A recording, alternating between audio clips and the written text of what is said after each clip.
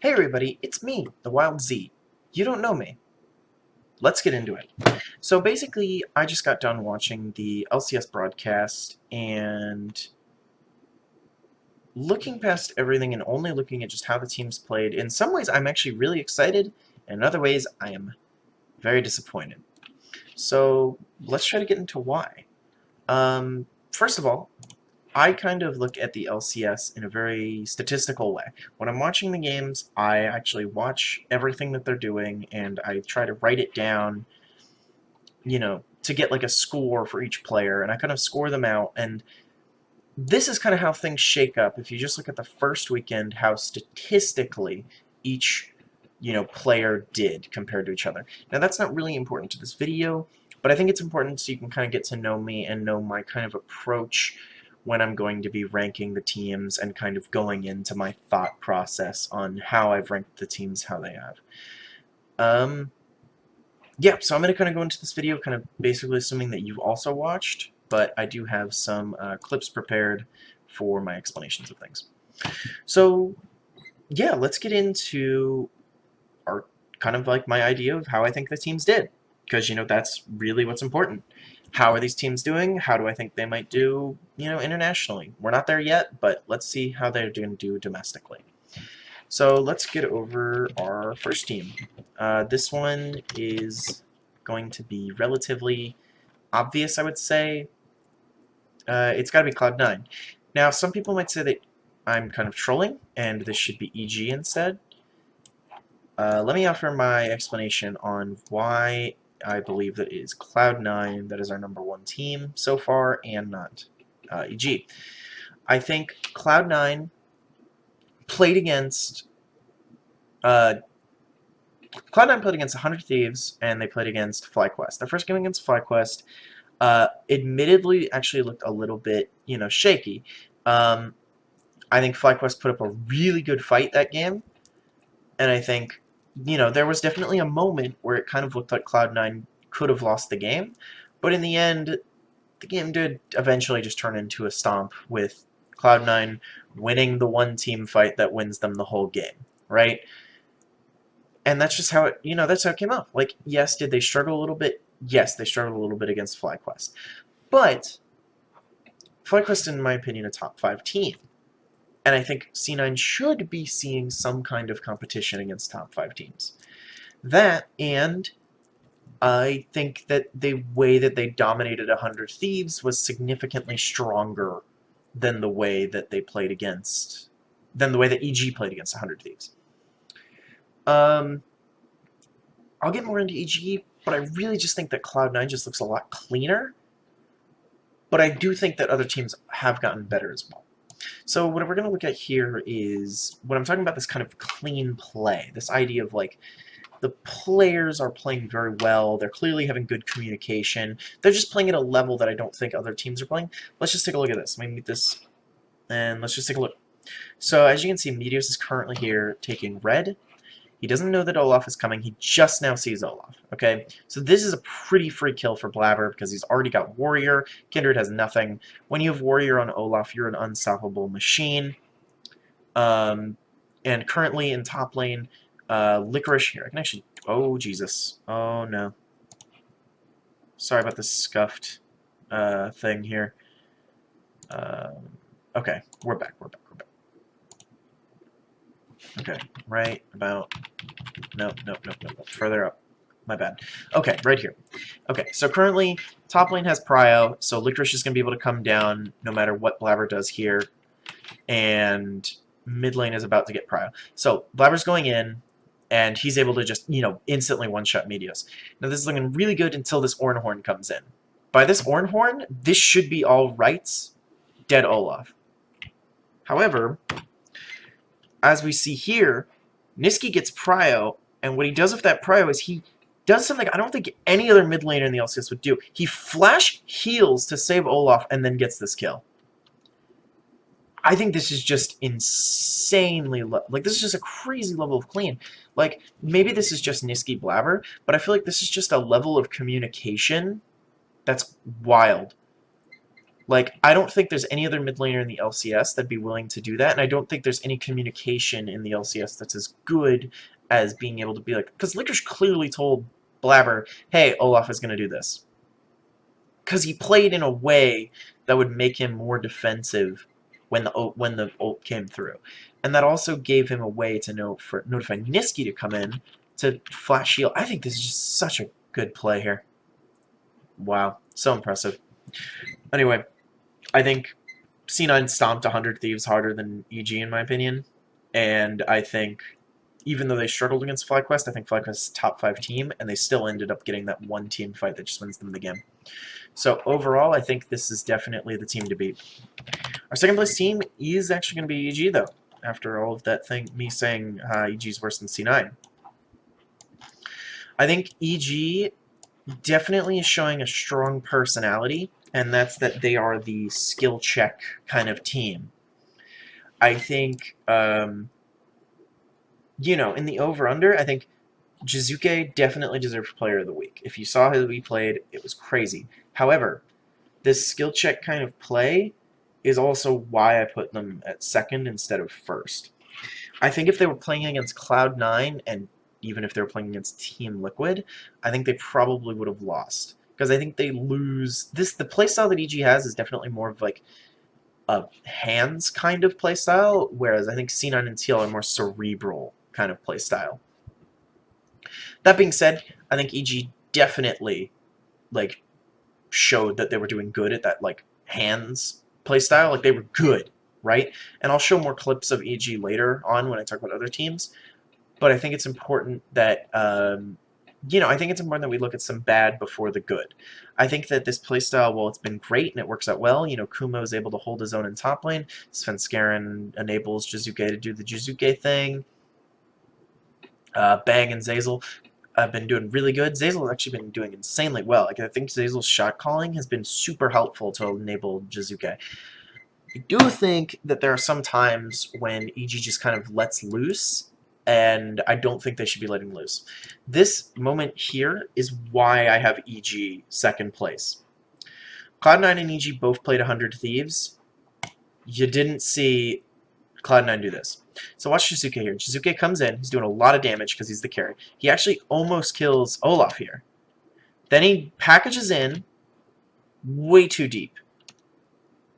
And with that deep package, it allows Someday to get an ult on here. And by the way, I don't even know why Svenskeren's here. Like, why did Svenskeren go in this deep? Right? Like, what are they doing? Like, they're just in so deep here. So Jizuke packages in. Instead of killing Cody-san and I think this is Stunt? That might not be Stunt. That might be Ryoma. Instead of killing Cody-san and Ryoma, he goes over here to save Svenskeren for some reason, when he should just be leaving Svenskeren to die. And because of this, like, brainless play, they lose the team fight that they should have easily won. Like, did you see the damage that Jizuke was putting out? He could have easily killed Ryoma and Cody-san after Meteos. And then Someday and Stunt would have been left up a creek, because they wouldn't have been able to do anything here. But because of that, I think this actually ends up just turning into, like, a even fight. You didn't see Cloud9 making blunder plays like that during the game against 100 Thieves. We'll go more into like EG and like things that they think they did well, but I think it's really important to say, like, I think EG's good. I think they could be the second place team. I have to wait until they play Team Liquid. But it definitely does kind of look like it's rough, you know? I think the skill check playstyle leads you to do things like this, where you lose fights that you should have easily won. Because you're just going in and you're just trying to get an insane mechanical outplay instead of just doing the right thing. But we'll go in more on more into EG later, you know. So my third place team, I have Team Liquid. I think most of these are pretty, you know, non-surprising. I think you could definitely make an argument that Team Liquid was the second best team, but I have a pretty good argument against that. So I think for your first game, Team Liquid, great. You know, this game against not GG. Team Liquid versus TSM, great. That was a huge stomp fest. Everyone loved it, you know. Team Liquid, bodied TSM. Everybody loved it, right? That was awesome. But, I mean, TSM's, in my opinion, a bottom 5 team, so I'm not really going to rate them that highly for doing well against a bottom 5 team. On the other hand, I think they played against Golden Guardians, who I think are a top 5 team, but I think Golden Guardians are like a significant level below the other top 4. You know what I mean? I think a big weakness of this TL squad is actually Broxa. We didn't really see it in the TSM game because it didn't really matter because the Kane pick by Spica was actually so troll. But in the game against Golden Guardians, I'm not going to look at this actually. We're going to actually, I think it's important that we look at this because this is actually really important that we go here.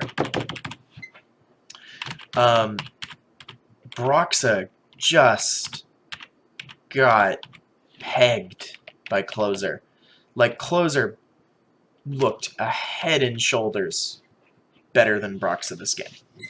And I think a weakness like that is really bad. Now, it's something I think they could work on, but I think having a weakness that bad could potentially... It makes you the third-place team.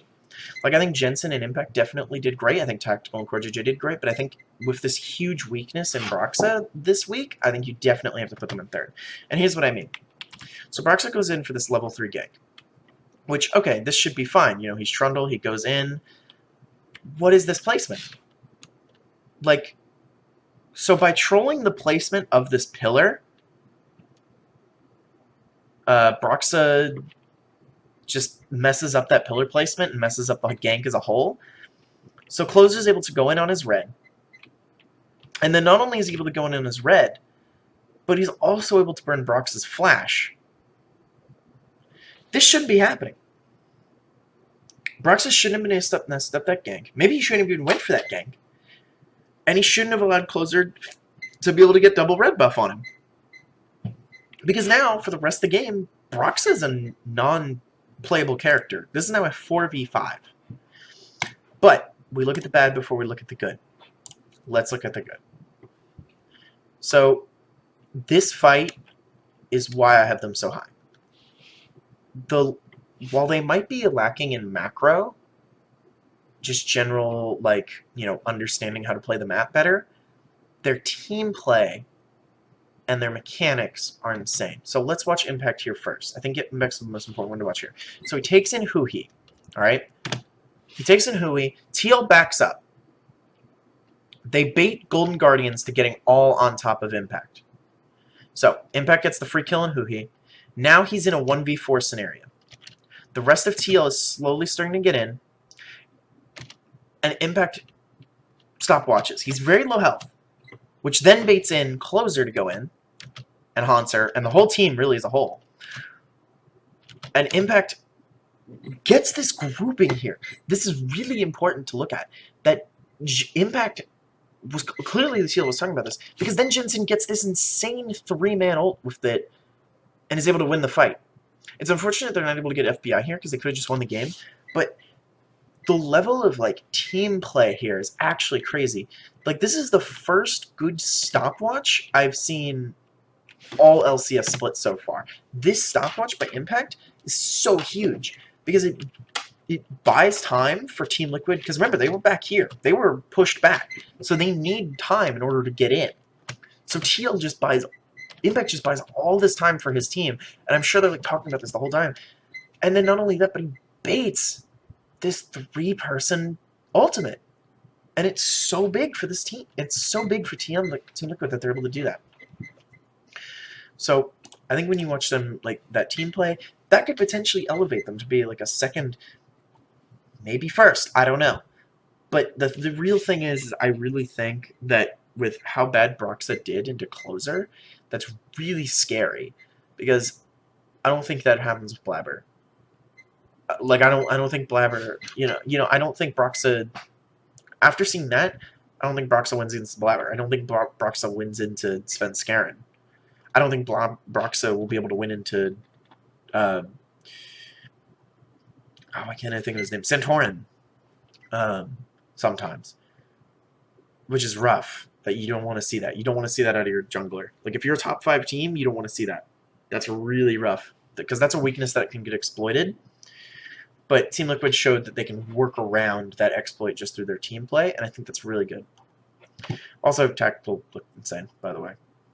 Tactical actually looks better than Doublelift. Nice. Alright, so let's go into our 4th place team. I think this one's pretty obvious with how much I've been talking about it so far. This is like the clear 1 through 4 in my mind.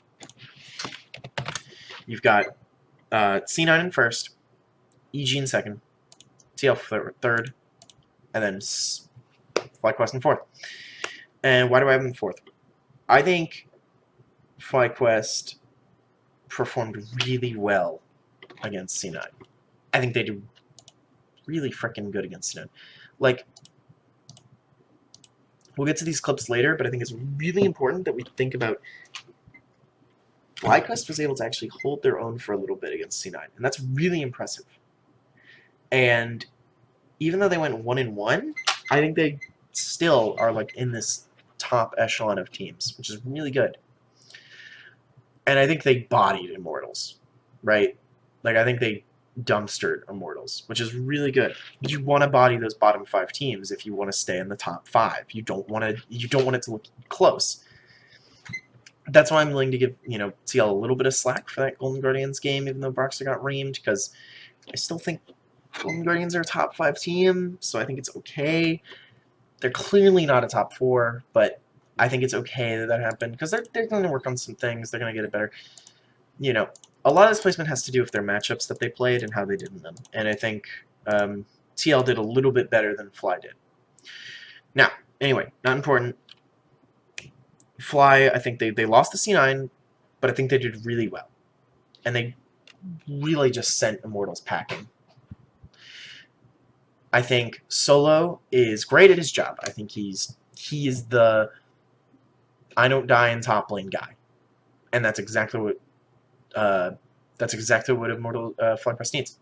Santorin, oh my gosh. Santorin, the game in Immortals, looked amazing. PoE looked good-ish. I've got some mixed feelings about PoE. We'll go over that when I go talk about Immortals. Wild Turtle, you know what? He's not dying. He's doing his job. He plays Ezreal in bot lane, and he doesn't die, so Ignar can go roam. And they have this really set playstyle, and I think they'll be able to beat the other 6 teams below them. I just think, having this really set playstyle of just carry through PoE and have Wild Turtle be insurance damage, it works, but I feel like Team Liquid, Team Liquid being a more cerebral team, and I think EG with just being this like super heavy mechanics team, I think just beats it. Because I think most days, I think EG is going to be able to outplay all the players from Fly. And I think most days, Team Liquid's going to be able to outthink most of the players from Fly. So, I think they're good. We need to see more, for sure. But we got to look at the bad before we look at the good. As I talked about how I was worried, I'm a little bit worried about PoE here. So, let's look at this fight, because this is the fight that FlyQuest shouldn't win. A lot of fights that mid laners lose where they shouldn't lose, and it loses the team. So Solo gets a pretty good engage here.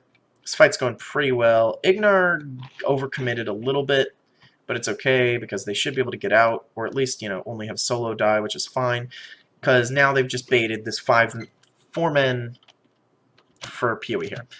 He gets the 3-man... Well, he doesn't get the 3-man stun. He gets 1 stun, 2. But let's back up here. Something's wrong. So they're playing this fight well. They're playing it well enough, right? PoE gets the stun and 2 slows. Now, if we just look at just this little snapshot here, PoE should kill Nautilus and then go in on anyone else. He just goes. And then he gets knocked up by Ekka, and then he gets hooked, and then he gets taunted, and then he almost gets killed. And then the fight ends up just being a 1-for-1, and then it turns into this, and oh man. It's rough. It's rough. This is bad. And it's all because he didn't go for gate. Now Santorin cleans this up in the end. Santorin actually hard carries this fight. But Santorin shouldn't need to hard carry that fight. Santorin should not... This should not be like a Santorin has to hard carry. This should have been... PoE kills gate, then he kills Potluck or Alltech, and then they win the fight. I think he just underestimated one of the two. Overestimated his damage, and I guess he thought he killed gate, but... Or maybe he thought the stun was going to be longer. I don't know. But it really was bad that they didn't get gate here. And PoE's to blame. So, rough, but I'm sure, you know, it's alright, you know, because then we get something like this. So, some of this is C9's fault. What's going to happen here? But, whatever. Who cares? Right? So, Blabber's a level up, so he knows that he wins the 1v1 against Santorin for Scuttle. So that's why he's going up. Right? Like, there's nothing here. So then, Ignar and Wild Turtle come down. And it's looking like it's going to be one of those C9 fights where C9 just comes in. But then, they actually outplayed them here. Like, Solo comes in first, he gets Blabber, and then he gets, you know, he gets low, so then he backs up. But then Solo has this really big outplay where he just heals because set passive and shields, and then they get Licorice because he overcommits, and they almost get Niski here. This was actually really well played by them. Like, I don't care who you are, this was well done by FlyQuest here. They get Blabber because he's overcommitting. They bait Blabber into overcommitting here. Santorin goes in and baits it. So then they're able to get this TP. So I think they're slowed because Ignar Q? Yeah, Ignar Q. I think. I don't actually know. I think it slows. Maybe. Or maybe it's like some... No, it's gotta be Ignar Q. Okay. So yeah, anyway. They get the Ignar slow, which then baits them in. They're stuck. Blabber's just dead. And then, yeah, I think they just played this really well. They did a lot of back and forth Cs. This W by Santorin was really big.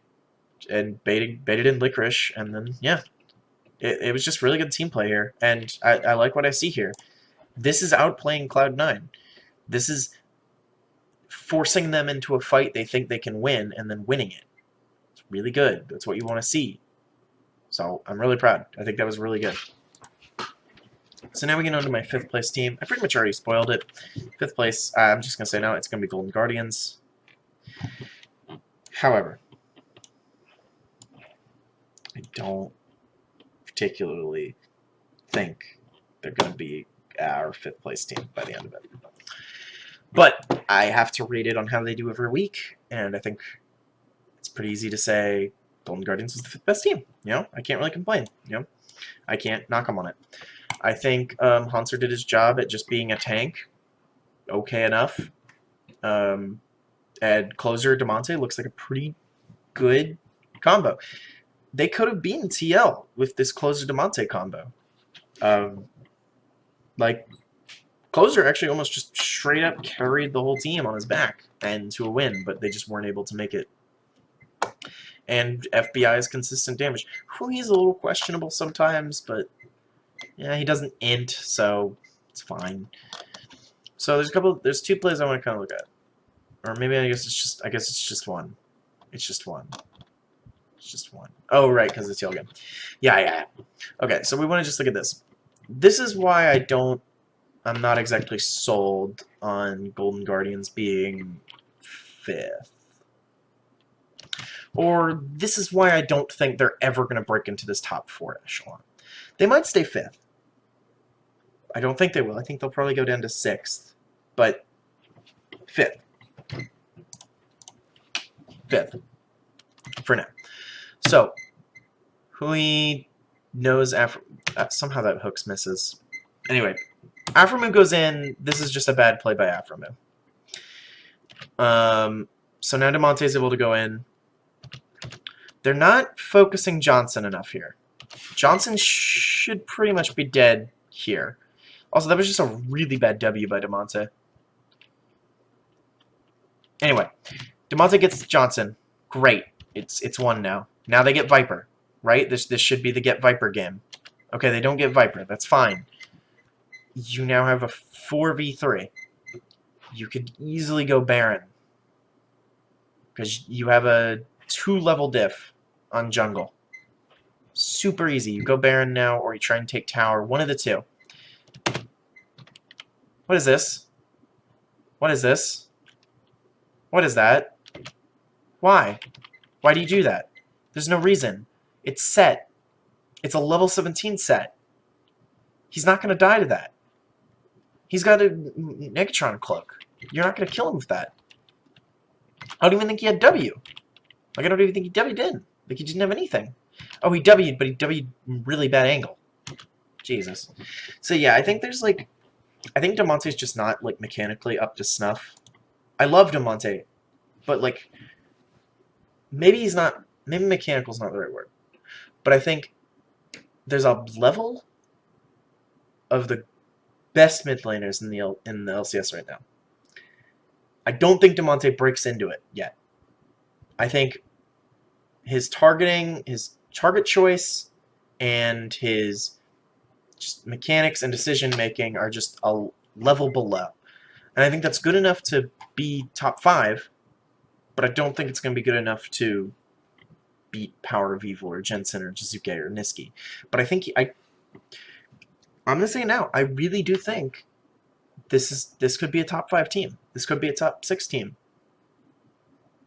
It looks like switching off Golden Glue into a more aggressive player like DeMonte, because DeMonte is definitely aggressive, which is something I think Golden Guardians need, worked. It's working. Will it continue to work? We'll have to wait and see. But I think this could work. I think it could really be good. If I had to give them a suggestion, you just gotta be a little less hyphy, you know? I think there were some fights that made that dig GG game harder than it needed to be, you know? I think that should have been an easy alley-oop for Golden Guardians, and I think they kind of made it a lot harder on themselves. And that's why I have to put it on 5th. Because I don't think any of these 4 teams, except EG, made the game harder for themselves.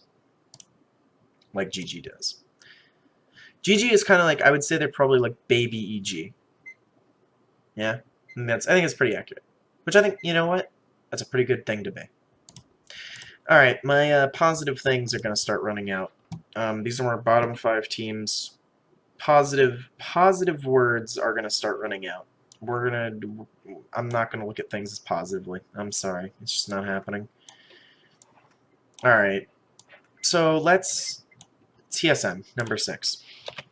Let's block out from our mind the TSM TL game. Alright, let's block it out. Alright? So it's gone. It's out of our brains. It's gone. Never existed. Guys, the Dig TSM game wasn't that great either. I'll be honest. You know, I wasn't... We'll talk about it more when I talk about Dig, but it wasn't really TSM doing good. I know everybody's going to love that quadra kill by Bjergsen on Corki. But the game was pretty much already over by that point. We'll talk about it more when we talk about Dig. But, like, this wasn't a good game from TSM either. So, like, let's ask some questions, alright? So, first of all, Spica didn't really do much this game. Big surprise, what, you know? This game really was just won because Bjergsen controlled the map. Bjergsen was the mid-jungle duo. He had no jungler. It was just the mid-duo. Just him. Mid-solo versus the mid-jungle duo. You know, and that's pretty easy when you're Bjergsen, because Froggen's not going to try and win lane, and Acadian's on a champ I don't think Acadian should be playing.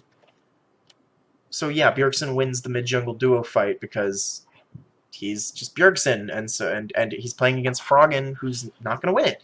So Bjergsen gets control of it. And that's good. I'm glad Bjergsen can play mid lane. You know? I'm glad Bjergsen can play mid lane. But oh my gosh. Oh no. This Spica Birkenblade thing, man, is not good.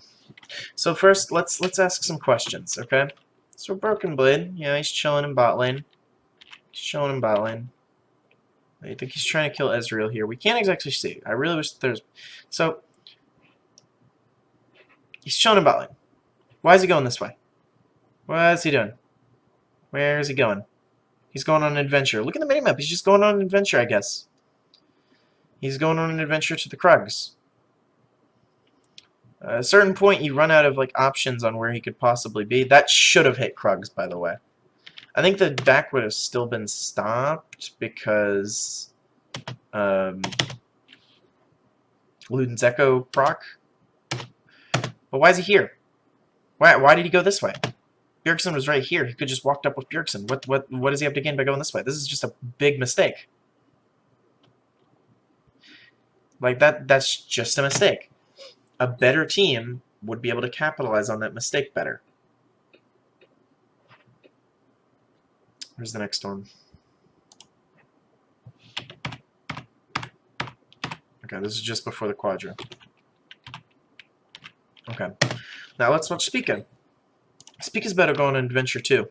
In the same place. Alright, so let's give Spica the benefit of the doubt. Let's say he's putting down Vision. Okay. Because he's got his trinket up.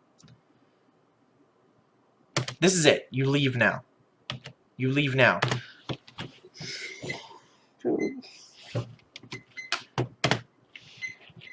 Broken Blade's right here. He sees this.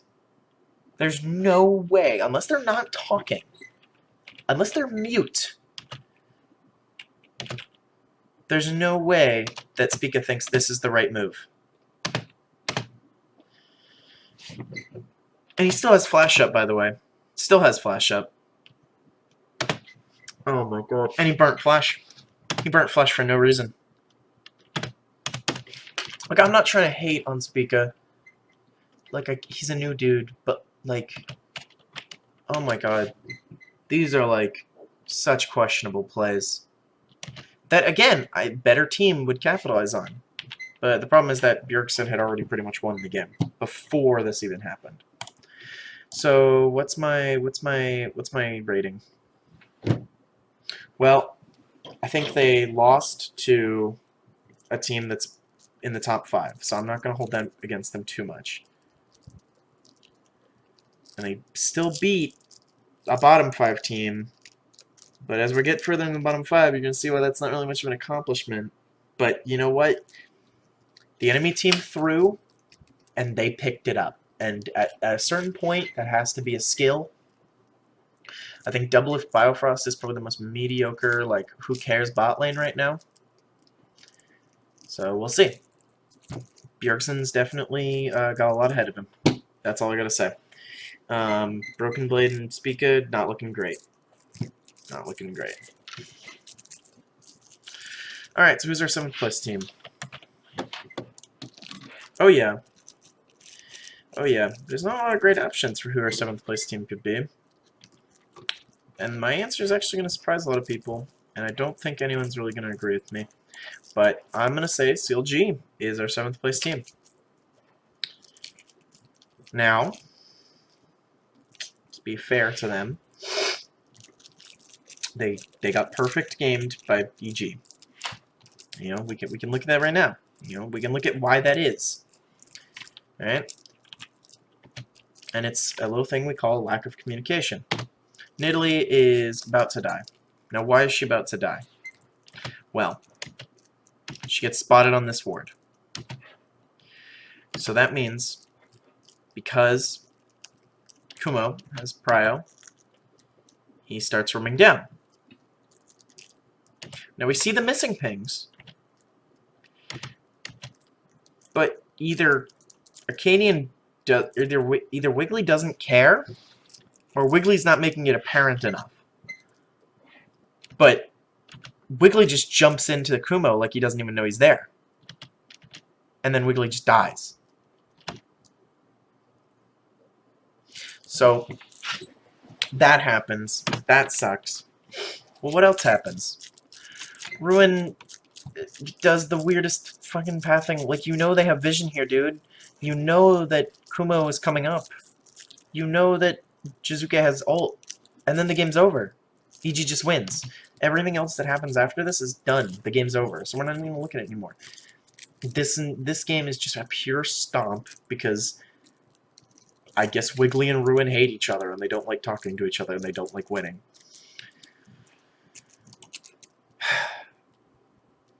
However, there is some light at the end of this tunnel.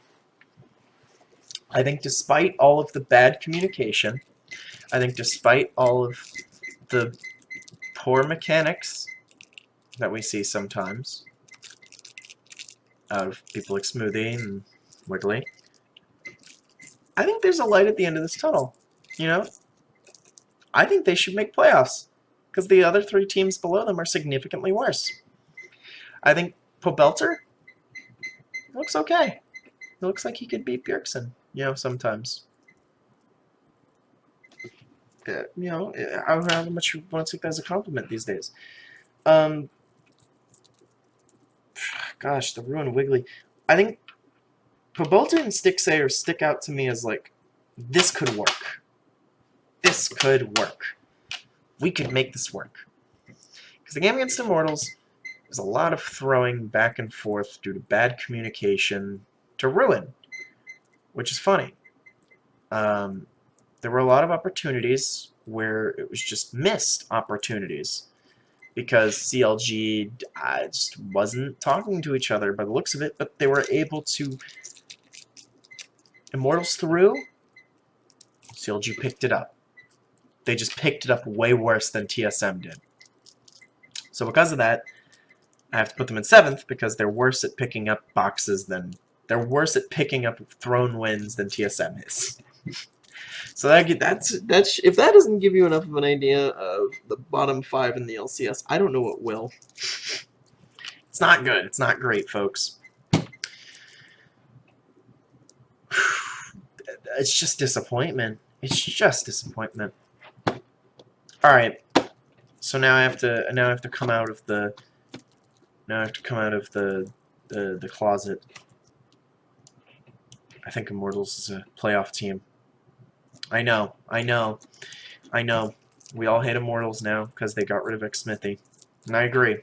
I think that was a really dumb decision. But I think Immortals is better than the other 2 teams. Here's why.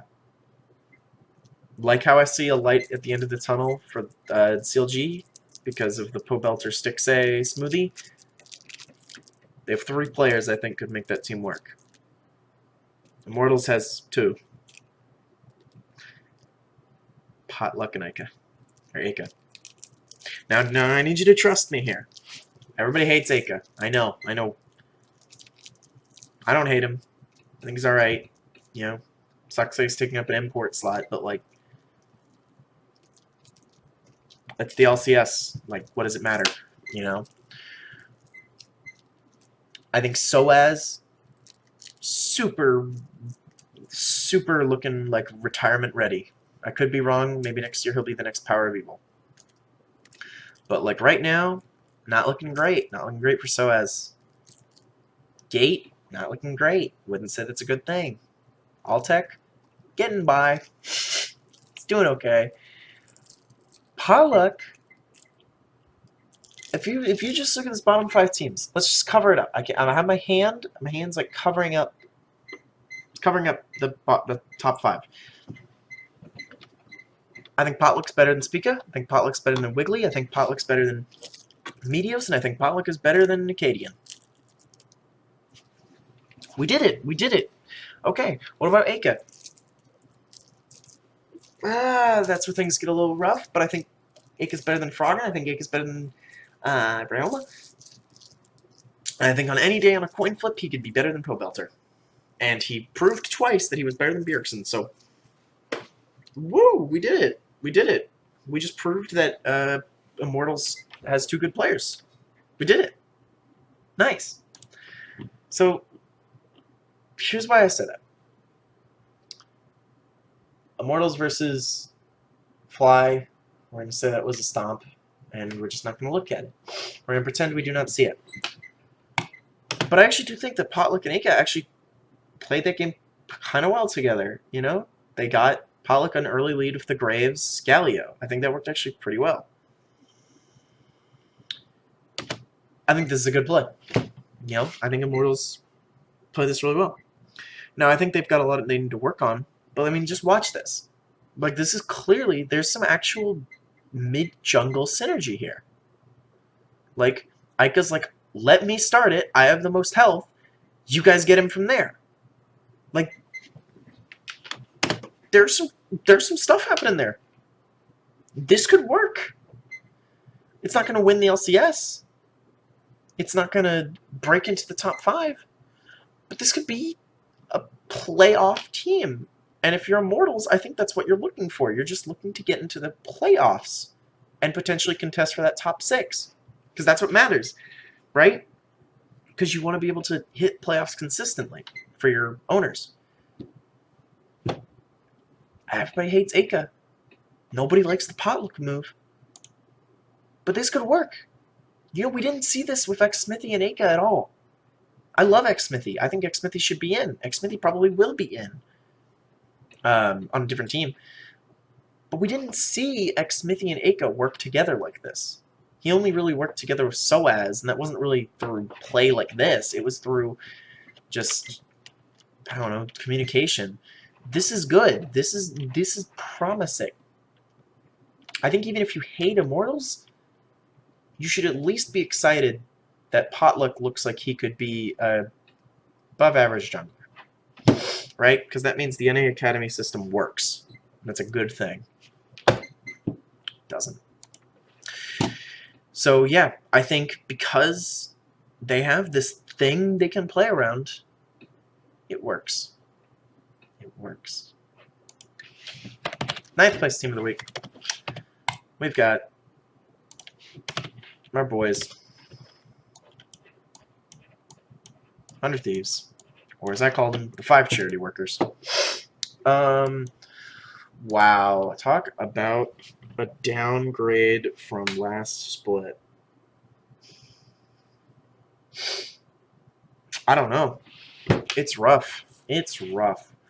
The game is super mid-jungle focused, and you have an excellent top laner. I think Someday's great. But you have a mid-jungle focused league, and you have the worst mid-jungle. Ryoma looks like he's just running it down at times with some of his play. Stunt looks like he's just walking into fights and hitting people so he gets assists, and then he just dies. Meteos is like going in for these like weird like plays that only work if you have like faker hands, and they're just not working. He's just dying afterwards. It's like, okay, well that went from an outplay to a throw. You're just throwing over and over and over again. Stop doing that, please. I don't know what can save this team. It feels really bad. I genuinely feel like after watching Meteos play, watching this Meteos Ryoma thing where it's supposed to be for the long con, but it's just not working. Because Meteos, it feels like as he gets older, it's just, you know, part of getting older as a player is you have to start playing more wise and less mechanical, and it feels like Meteos is still playing all mechanics that he doesn't have. Whereas Xsmithy, I feel like there's just some of these fights that Meteos takes. Xsmithy would look at it and be like, not doing it. Just not fighting it. Not going to go in for that fight. I can't outplay it. I think Meteos could be a great jungler, but it's looking rough. It's a rough start. It's a rough start. But 100 Thieves had a rough start last time. So who knows? I think the bottom 5 is very volatile. I think what's important is you want to try and get into the 6th spot, right? Because if you get 6th, you could maybe potentially look like a good team coming into next year. So, I don't know. Because the thing is that you've got Someday and Cody Sun genuinely look like they're in elo hell. I don't know any other way to describe it. Like, Someday can't win lane because he doesn't have a jungler. Well, that sucks. Mid-jungle, okay, you lose control of the map there. So now you've lost control of 2/3 of the map. Bottom third, you can't win lane of stun. So you've just lost control of the whole map and you lost control of the whole game. Unless they like have like a significant shift in how they play, I don't know. Maybe it's time for me just to be on Sejuani duty.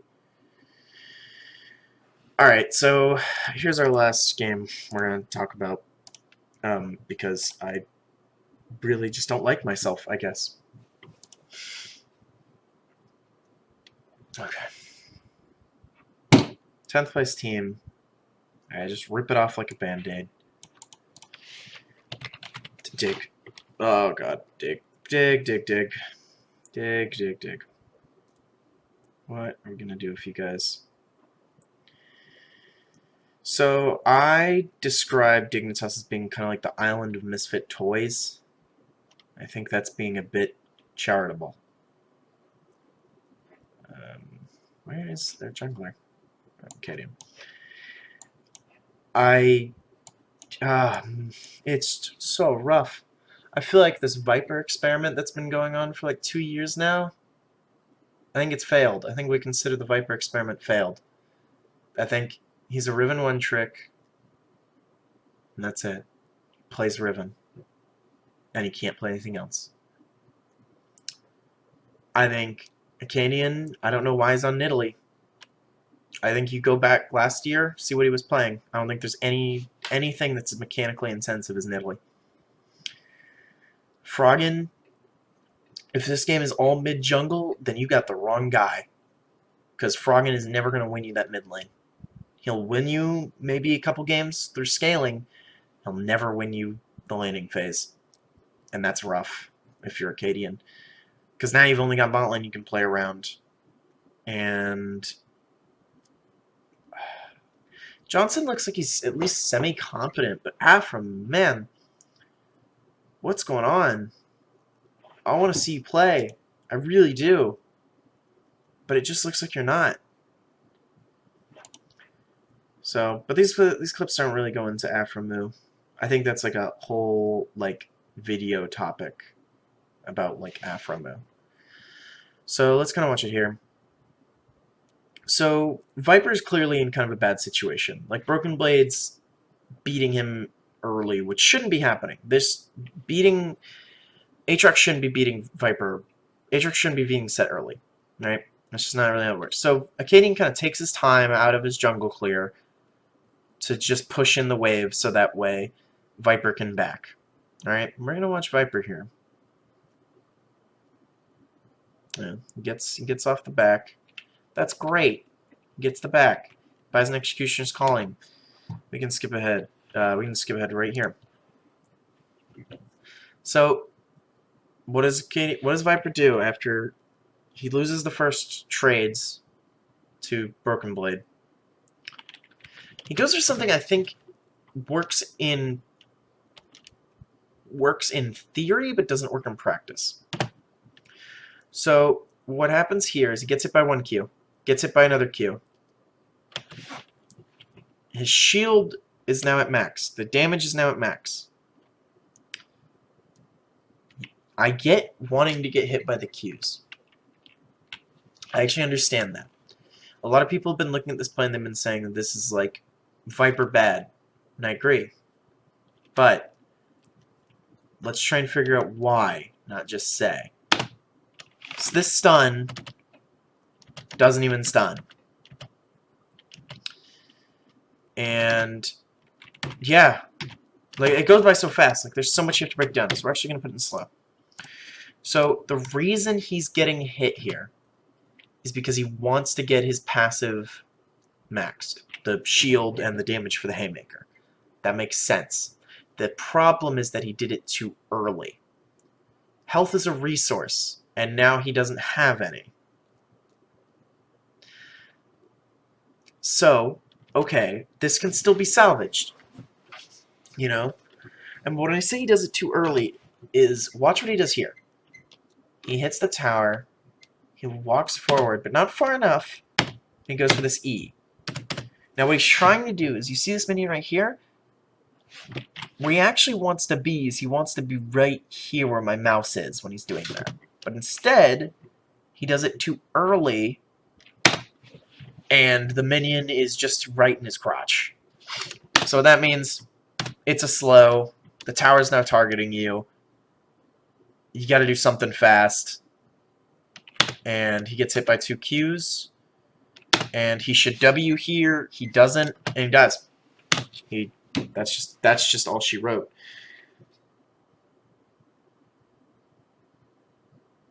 And I get people are gonna flame him for that play.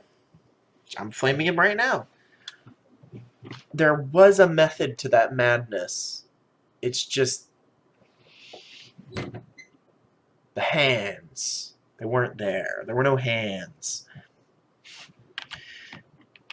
As someone who's played a lot of set, granted, I'm not like Challenger or anything, so don't come to me for advice.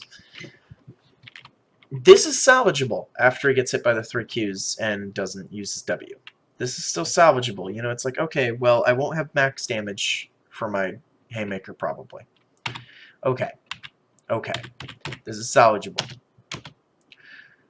If I'm so dedicated to this dive, which I shouldn't be, there's no reason I should be this dedicated to this dive. This E, if he lands the stun, it's a kill. Almost certainly. Because if he gets the stun, then he gets the auto, and then maybe one empowered auto. Or maybe he just goes for the Q, like the full thing. Sure. But then, you gotta use your W. There's no reason to be holding back this long on the W. I think he goes for like auto. He autos. He goes for an empowered auto. And then he dies. So what he needed to do, I'm pretty sure he would have had time. Auto. Maybe just auto once. But I feel like at that point, you have to W, And it just doesn't happen. I think after your second auto, that's when you W, or else it's like doomed.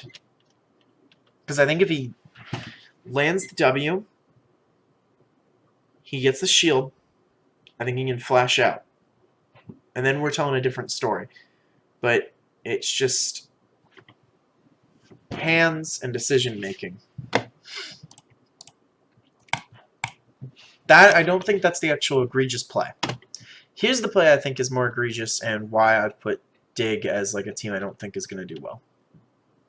So, you're Johnson.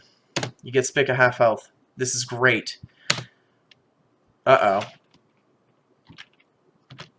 Why do we do that? I think he thinks W hits here. I think that's the issue. He thinks W hits. It doesn't. He dies. And that's it. There you go. Goodbye, Johnson. And then, here's the more egregious play from Viper, in my opinion. What are you doing, Viper? Oh, okay, bye.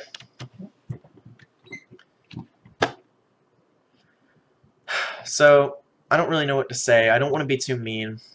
It's just, I don't see a world where this team gets out of 10th. I think there's no light. There's no light at the end of this tunnel. Anyway, let's go into some more positive. Let's go into some more fun topics before we close out for today. So let's look at tomorrow's. So I actually predicted all of the games correctly for this week. Now granted, TL fan, I think the TL versus TSM made it kind of a little easy on me because I just guessed TL. But I went 100%, but I also think that these are pretty easy weeks to guess. This is a pretty easy weekend to guess. So this one would be a little harder. So, Golden Guardians versus CLG. I don't think CLG is going to improve enough in a week to beat. I think Dig is just top 5, bottom 5. Should be an easy win for Golden Guardians. Maybe. They might kind of flop around with it like they did the Dig. Immortals versus TSM. That should definitely be, I would say, TSM win. But we'll see, because I think, Immortals has a mid jungle. TSM has a mid. So I would say SOAS and Broken Blade are kind of comparable right now. And Doublelift and Doublelift and Biofrost are good. They should be better than Alltech and Gate. We're gonna give it to TSM for sure, but could be bad. 100 Thieves versus Liquid. This is a match I don't think anyone's gonna really care about. Should be Liquid though. Flagos versus TSM could actually be really fun to watch. I think this should be a pretty fun match. One, because I love whenever Power of Evil plays Bjergsen, because Bjergsen always has this like, oh, I don't really care about Power of Evil. He does. So I think this should be a pretty good FlyQuest win, but I think it'll be a pretty good game. Here's where the games get spicy. Cloud9 versus Evil Geniuses. Wow. So this is going to be good, because I'm either going to get proven as pretty smart or a sham. Because I think that all 5 of the EG players are mechanically worse than the C9 players. And that leads me to say that I think Cloud9 should win it. But I think EG could potentially actually go toe-to-toe on this one. I think it could be close. I think it should be fun. EG looks amazing right now. They're really hot because they're 2-0 right now. One of these teams is going to walk away 2-1. And that's a lot on the line sometimes. Where it gets interesting, and I think it's the match that should be the most hyped up, is Liquid versus EG. Both of these teams have a lot of game. Liquid could walk away 3-0, and they'd be the only team besides C9 with perfect score. But EG could solidify themselves as the second place team, and it would solidify Liquid as the third place team. So, predictions. Like I said, GG, Immortals, 100 Thieves, or no, Liquid. No, wait, sorry. GG, TSM, Liquid, FlyQuest, Cloud9. Gets a little murky on the CCLG. This is the hype match for sure. If you're only gonna watch one match this weekend, this is it. I'm gonna go Liquid, but we'll see. Then FlyQuest, C9. I'm gonna say Immortals. Sure, Immortals. I'm gonna say Immortals. Let's finish it up. And that'll be it. That'll be it for this video. If you guys want more stats stuff, I have a lot of stats. So we can kind of go into like more statistical things if you guys want. I don't know. Tell me what you guys want. I'm going to try and make these videos every week because they're kind of just spur of the moment, motivation, kind of things that I do every week. And instead of just talking to myself, I thought I would talk to you guys. So I'll be here every week, even if you're not. And I'll talk to you guys later. Bye.